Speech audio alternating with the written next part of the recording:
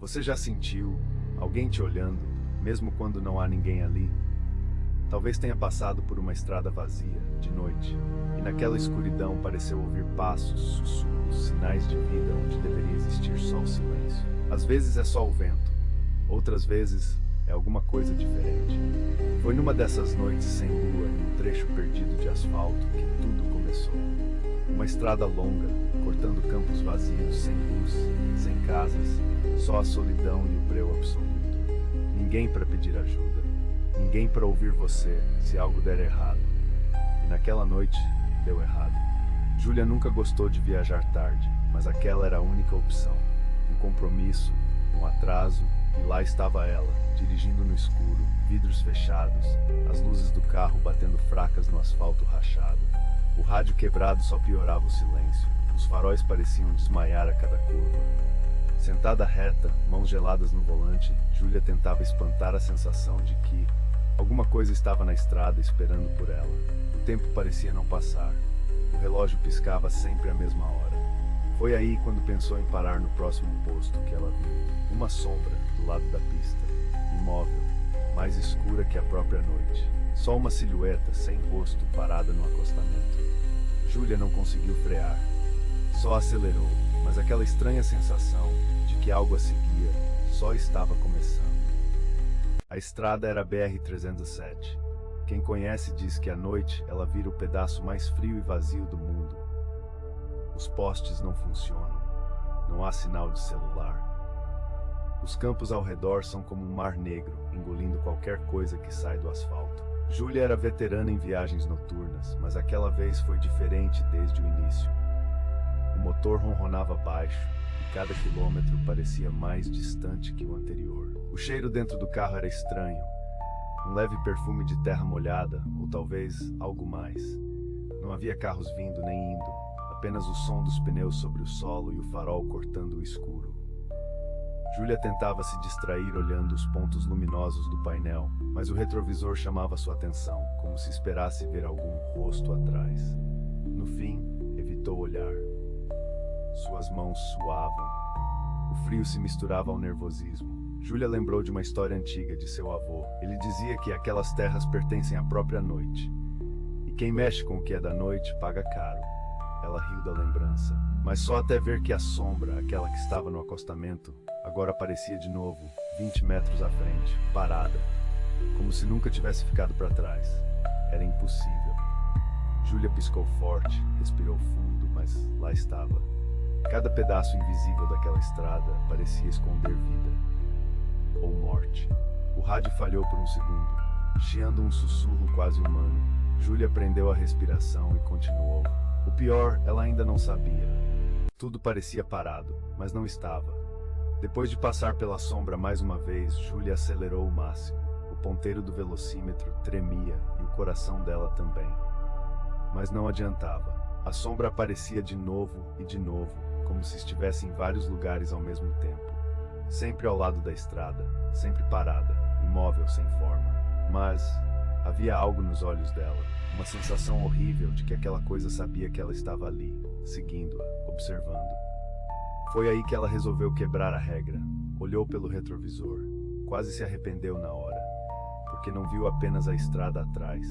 Por um instante jurou ver um vulto escuro dentro do carro. A luz vermelha do painel projetou um rosto contorcido por sombras, olhando direto para ela. Júlia gritou, virou o volante, mas nada bateu, nada saiu do lugar. Quando olhou de novo, nada, só o banco vazio. O sabor amargo do medo subiu à garganta. O cheiro de terra molhada ficou mais forte, como se alguém tivesse entrado no carro, trazendo a noite junto. Depois disso, os ruídos começaram, um assobio fino. Gotas, talvez sangue, caindo sobre o assoalho. Júlia percebeu, não estava mais sozinha. A estrada, antes silenciosa, parecia ganhar ecos de vozes distorcidas.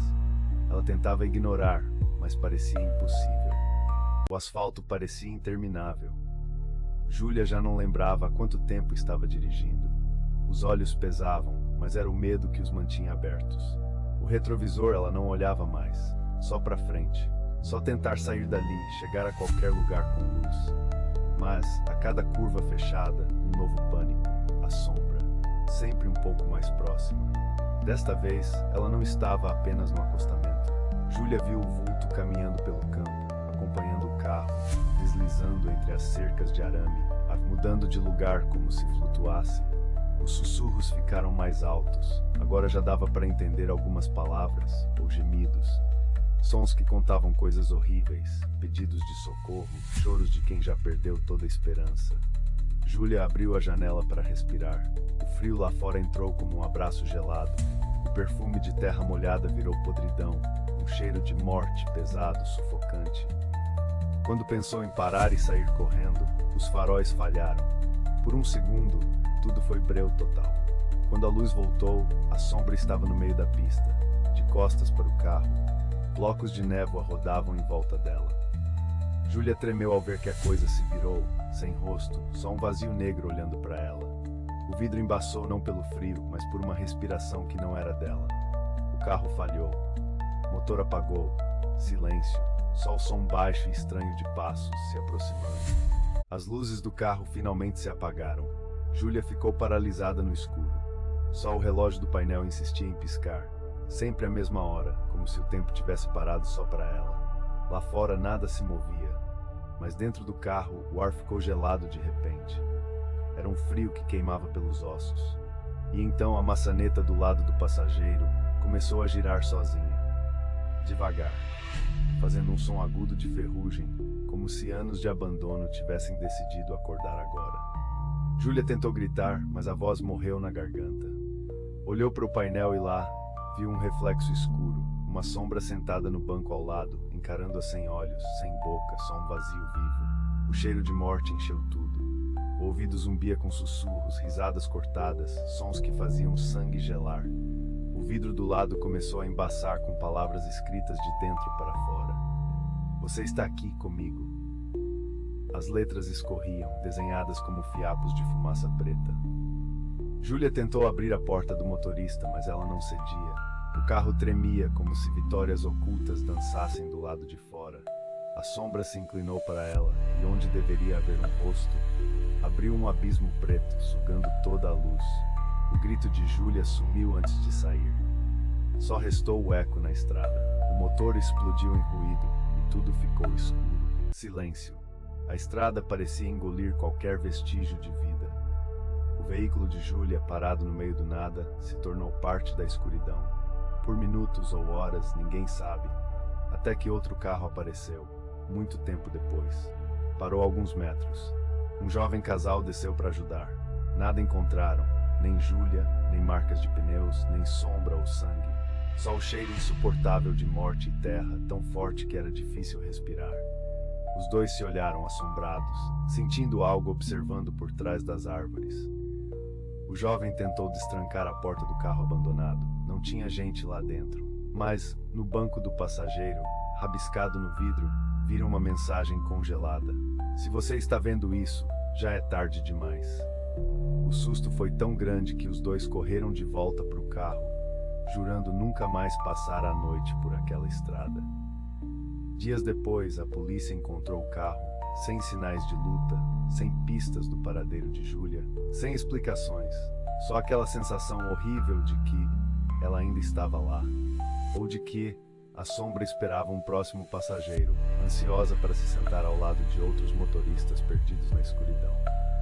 Na BR-307, dizem que não é seguro olhar para trás, porque a sombra não precisa de convite. Ela aparece quando sente o cheiro de medo.